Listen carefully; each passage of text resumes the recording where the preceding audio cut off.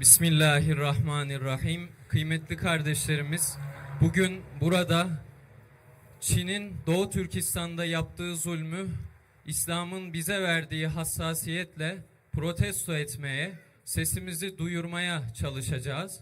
Bugün burada bu yüzden toplanmış bulunuyoruz. İnşallah ilk olarak açılış Kur'an-ı Kerim tilavetiyle başlıyoruz.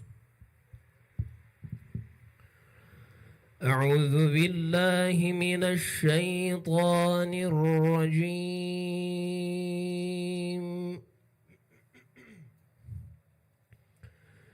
بسم الله الرحمن الرحيم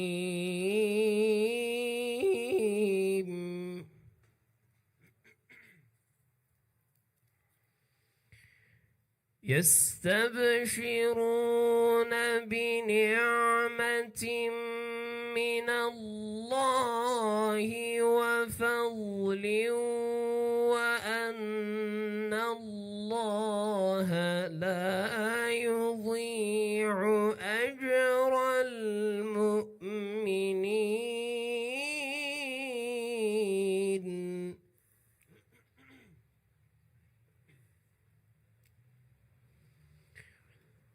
الذين استجابوا لله والرسول من بعد ما أصابهم القرح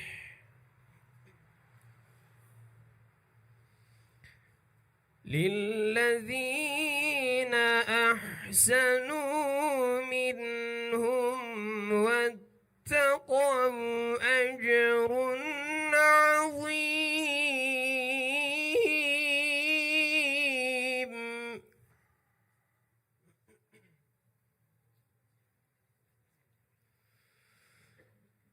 الذين قال لهم الناس إن الناس قد جمعوا لكم فاخشوهم فزادهم إيمانا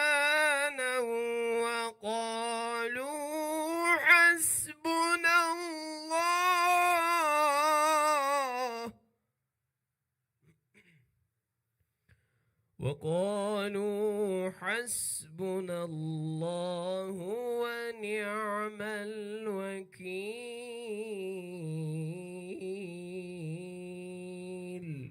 صدق الله العظيم. Konuşmasını yapmak üzere mikrofonu İhsan hocamıza tevdi ediyoruz. Bismillahirrahmanirrahim. Elhamdülillahillezî alleme bil kalem, allemel insâne mâ lem ya'lem. Ve sallallahu ala seyyidina Muhammedin ve ala alihi ve sahbihi ve sellem ve ba'd. Muhterem kardeşlerim, Çin yeni bir karar aldı. Bunu da bütün dünyaya ilan etti. Çin'de alınan bu kararla Doğu Türkistan'da İslam Çinleştirilecek. 2 milyarlık alemi İslam'ın gözüne bakarak bunu söylediler. Esasında bunu yıllardır yapıyorlar. Camilerimizi yıktılar. Kur'an-ı Kerimlerimizi yaktılar. Mümine kardeşlerimizin başlarından örtüleri aldılar. İffetlerini çiğnediler. Fakat 2 milyarlık alemi İslam yine onların mallarını almaya, yine Çin'le ilişkiye devam edince şimdi bir adım daha attı. İslam'ın Çinleştirilmesi demek, İslam'ın yok edilme projesi demek. Çin bu politikayı resmen ilan etti. İnsan hakları, vicdan hürriyeti, bütün bunları zaten ayaklar altına almıştı. Ama şimdi bunu bir hak olarak İslam yurdunu çiğnemeyi, Türkiye'nin 2 katı büyüklüğündeki Doğu Türkistan'ı tarihten silmeyi bir hak kendine iddia ediyor. Alemi İslam'ın gözüne bakarak İslam'a harp ilan ediyor. Kardeşlerim, peki ne olacak? Çin'in sonu tarihte İslam'ı yok etme projelerini geliştiren ne kadar zalim varsa onlar gibi olacak. Neden? Bu din Allah Teala'nın dini. Ben sahip çıkmaz, sen sahip çıkmazsan o zaman Allah Azze ve Celle ebabil gönderir. Ebreheleri ebabille durdurur. Müslümanlar, eğer sahip çıkmazsak bilin ki bu dinin sahibi Allah Azze ve Celle'dir. O zaman vakit tamam olduğunda ebreheleri ebabille durduran yer ve göklerin sahibi elbette Çin kafirini hezimete uğratacaktır. Uyan Müslüman, çiğneniyor Türkistan. Uyan Müslüman, çiğneniyor Türkistan. Uyan Müslüman, çiğneniyor Türkistan. Uyan. Kardeşlerim, biz bu projeyi tarihten biliyoruz. Nemrut, ben ilahım diyor. Ben neyi istiyorsam dünyada o uygulanır. Din benim dinim, yol benim yolum, saltanat benim saltanatım diyordu. Fakat Allah Azze ve Celle onun karşısına Hazreti İbrahim Aleyhisselam'ı gönderir. Yalnız başına direnen İbrahim'i gönderir. İbrahim Aleyhisselam sağına, soluna bakmadan, kaç kişi olduklarını hesaba katmadan Nemrut'un karşısında durur. La ilahe illallah der. Elindeki baltayla onların bütün putlarını kırar. Baltayı büyük putun omuzuna, boynuna asar. Sonra İbrahim Aleyhisselam'ı alırlar, ateşlere atarlar. Fakat Allah Azze ve Celle "Kulna ya naru kuni berden ve selamen ala İbrahim." Her şeyi yakan ateşe emreder. O ateş İbrahim Aleyhisselam'a selamet olur. Yani Kur'an'ın sahibi bize diyor ki, ey Doğu Türkistan, oradaki mazlumlar, muzdaripler, mustazaflar, ümmet size sahip çıkmasa da sizin sahibiniz, İbrahim'in sahibi Allah Azze ve Celle'dir. Nasıl İbrahim Aleyhisselam yalnız başına Nemrut'a galip olduysa, vakit tamam olunca Doğu Türkistan'da İbrahimler elbette Çin kafirini hezimete uğratacak Allah'ın izniyle. Tekbir! Allahu Ekber! Tekbir! Allahu Ekber! Tekbir! Allahu Ekber! Çin diyor ki İslam Çinleşecek. Yani İslam yok olacak. Ordusuna bakıyor, gücüne bakıyor, alemi İslam'ın sessizliğine bakıyor. Zannediyor ki mülkün sahibi benim. Ama biz bu adamları Ashab-ı Uhdud'dan tanıyoruz. Onlar da Müslümanları az, Müslümanları zayıf, Müslümanları çaresiz görmüşler. Bütün baskılara rağmen o devirdeki Müslümanlar küfrün safına geçmeyince derin hendekler kazmışlar. Ateşle doldurmuşlar. Müslümanları o hendeğe atıyorlar. Fakat onlar hendeğe atılırken de la ilahe illallah diyorlardı. Kur'an'ın sahibi bize o hadiseyi anlatıyor. Kutile ashabul uhdud ennâri zâtil vakûd izhum aleyhâ ku'ud ve hum alâ mâ yef'alûne bil mu'minîne şuhud. Onlar seyrediyorlar. Müslümanlar ateşteler, yanıyorlar. Fakat bunu neden yapıyorlar? Onlar mümin diye, onlar Müslüman diye, onlardan intikam alıyorlar. Nasıl Halep'i yaktılar, nasıl Gazze'yi vuruyorlarsa, şimdi orada kamplar yapmışlar. Erkekler kamplarda, kadınlar zindanlarda, çocuklar yetimhanelerde, yani Ashab-ı Uhdud gibi ateşlere atıyorlar. Fakat Kur'an'ın sahibi inne batşa rabbike leşedid. Onlar Allah'ın gücünü, onlar Allah'ın kudretini bilmiyorlar. Kur'an'ın sahibi Ashab-ı Uhdud'dan nasıl intikam aldıysa, vakit tamam olunca ümmet uyanınca elbette Çin'den intikam alınacak.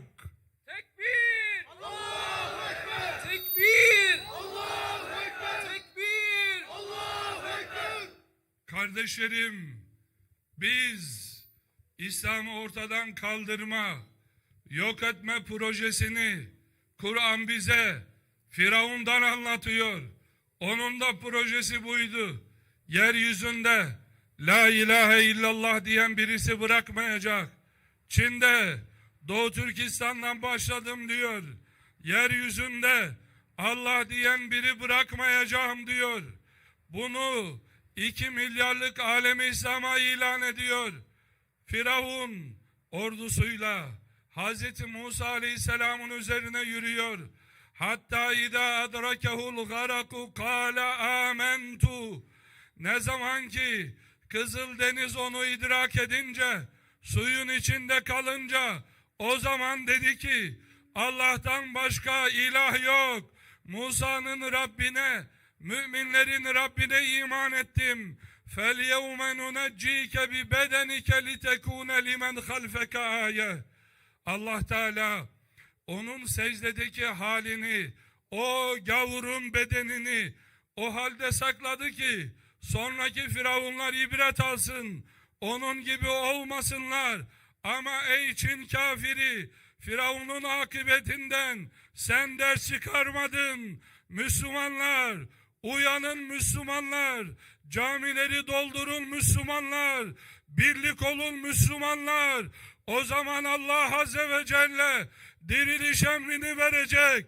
Denizler Firavun'a nasıl mezar olduysa onların silahları, onların ölüm aleti olacak Allah'ın inayetiyle. Doğu Türkistan İslam'dır. İslam kalacak. Doğu Türkistan İslam'dır. İslam kalacak. Doğu Türkistan İslam'dır. İslam kalacak. Kardeşlerim, biz İslam'ı ortadan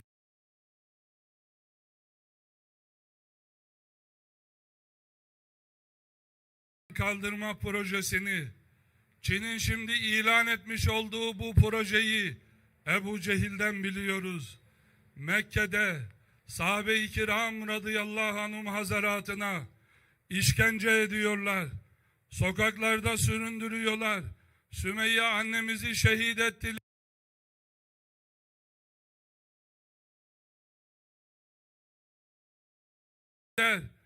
Habbabların başlarına kaynar sular döktüler. Yapamayınca, başaramayınca la tesma'u li hadal Kur'an, dinlemeyin bu Kur'an'ı dediler. Gitmeyin Muhammed Aleyhisselam'ın yolunda dediler. Şimdi Doğu Türkistan'da billboardlara yazıyorlar.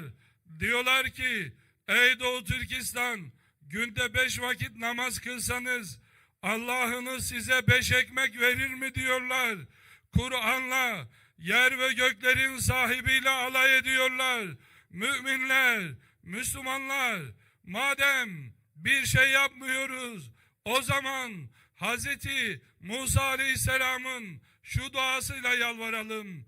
Rabbena tmis ala emvalihim veştud ala kulubihim. Ya Rabbi, bu kafirlerin yüreğine darlık ver, ekonomilerini perişan et. Allah'ım, uyandır Müslümanları, Çin'i boykot etsinler, bu kafirin malını almasınlar, piyasasını, ekonomisini çökersinler. Sonra onlar Kur'an'la, seninle alay etmenin nasıl bir hezimet olduğunu görsünler.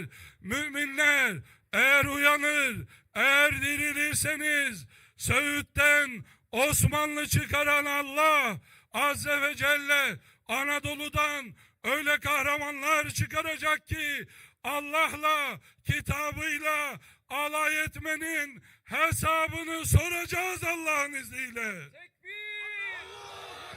Tekbir! Tekbir! Elbette imanı olmayanlar buna inanmaz. Ama Allah Azze ve Celle'nin vaadi var. Bir de tarihe baksınlar.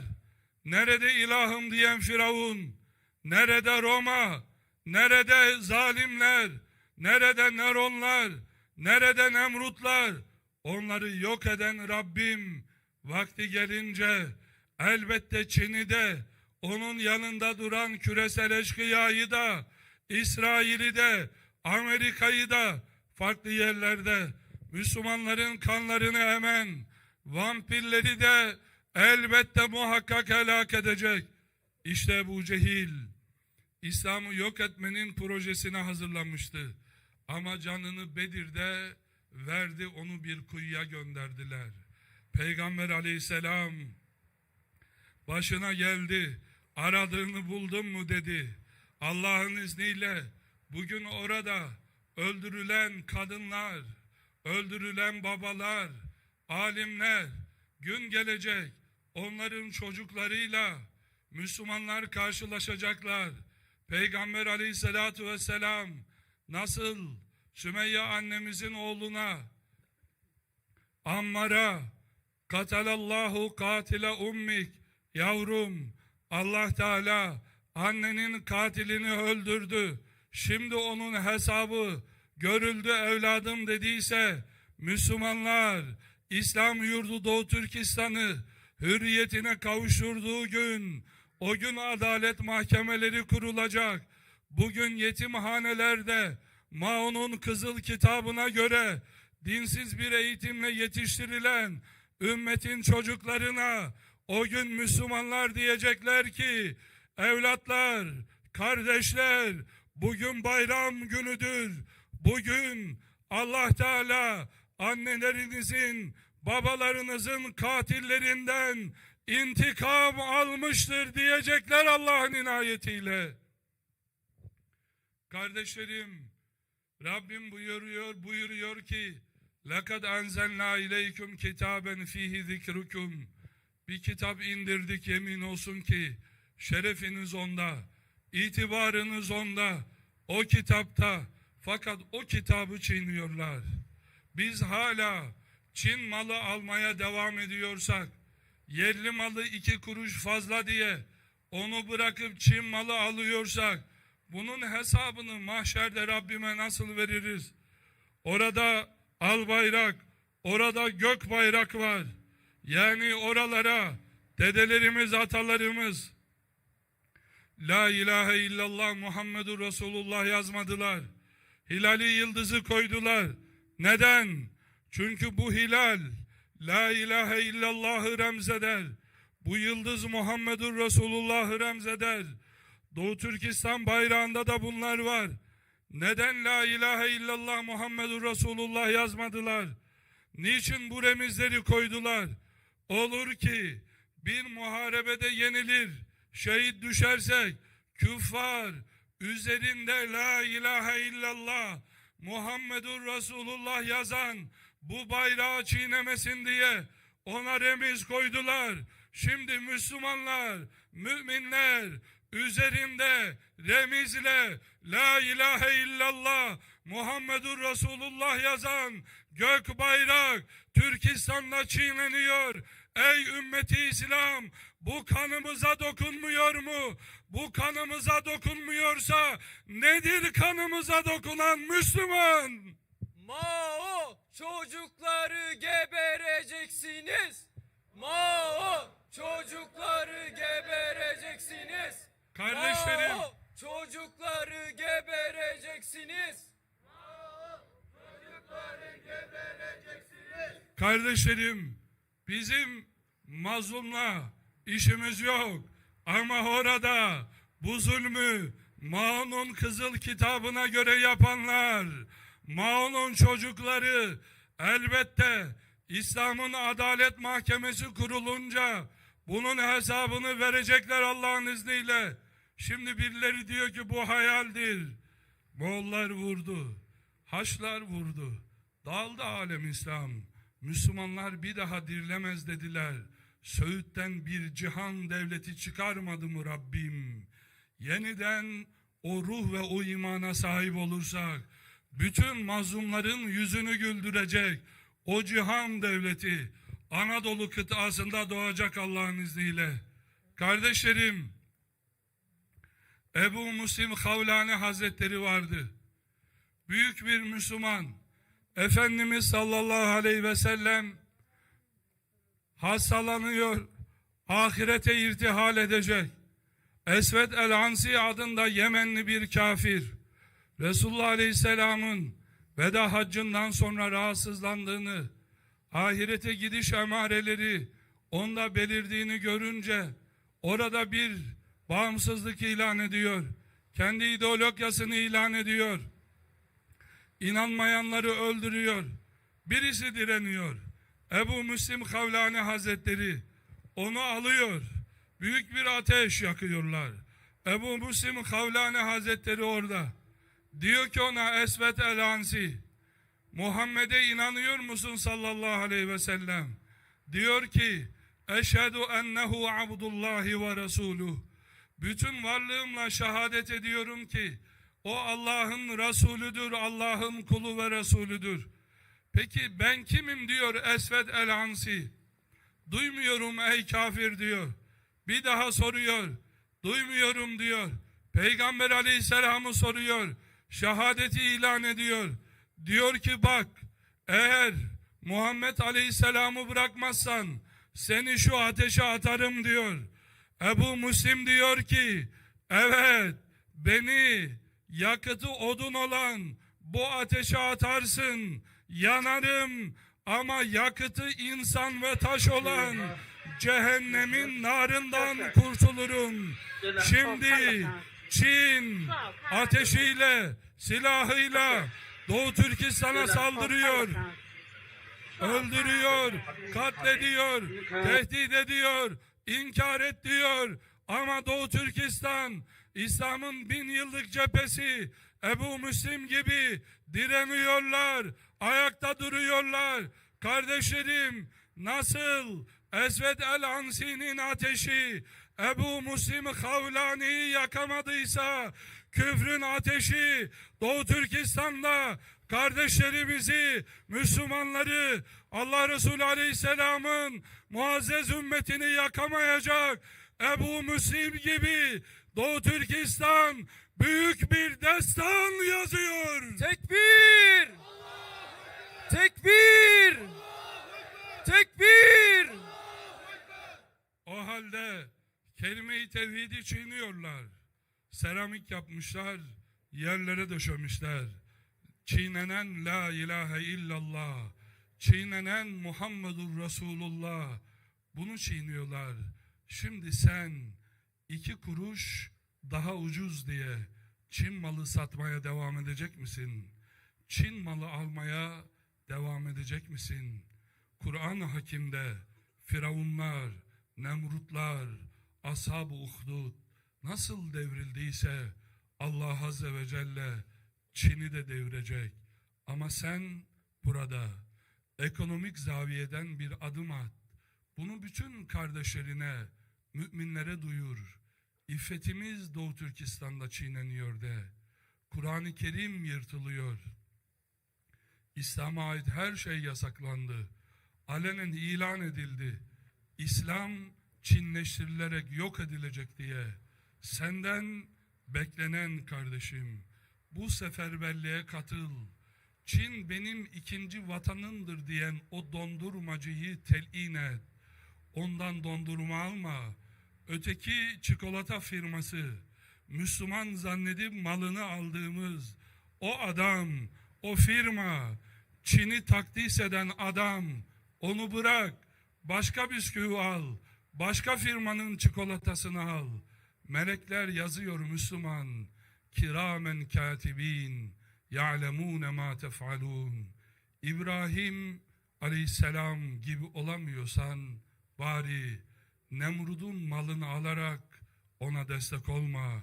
İbrahimlerin aleyhisselam, o nasılsa en azından bu çağın İbrahimlerinin yanında durduğumuzu meleklere gösterelim. Rabbimiz şahit olsun.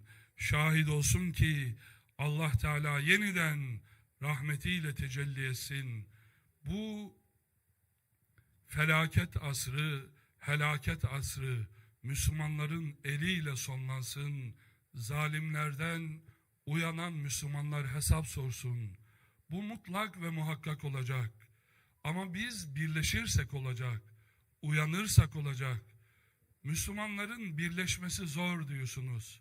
Fakat kardeşlerim, Halep'in kurtulması, Gazze'nin özgür olması, Doğu Türkistan'da yeniden İslam bayrağının dalgalanması, çiğnenen namuslarımızın hesabının sorulması için birleşmemizden başka çaremiz yok. Ya bu manzarayı seyredecek ya da İslam safında birleşeceğiz. O halde hem İttihad-ı İslam'ın seferberliğini ilan ediyoruz, hem Çin'i bütün mallarıyla boykot ediyoruz. Allah Teala'nın selamı, rahmeti üzerinize olsun.